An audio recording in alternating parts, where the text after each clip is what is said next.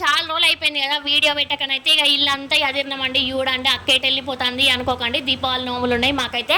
ఇల్లుకైతే చక్కగా గోడలకైతే నీళ్ళు కొట్టేసిన, బోళ్ళు అన్ని బయట పడేసిన, బట్టలు బోళ్ళు ఇంట్లో ఏం సామాన్ లేకుండా అన్నీ తెచ్చి బయట పడేసినాం. ఇక క్లీనింగ్ ప్రాసెస్ అయితే పెట్టేసినాం చూడండి.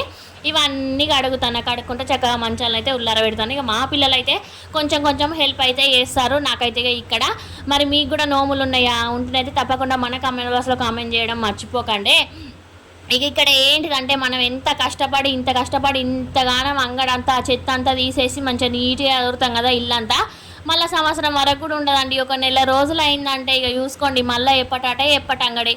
అంతేనా? మీ ఇంట్లో కూడా ఇంతేనా? తప్పకుండా కామెంట్ చేయండి. ఇక వీడియోస్ అయితే కొంచెం లేట్ అవుతాయి. వీడియోస్ తీయడం నాకు కూడా ఇంట్రెస్ట్ అయితే లేదు.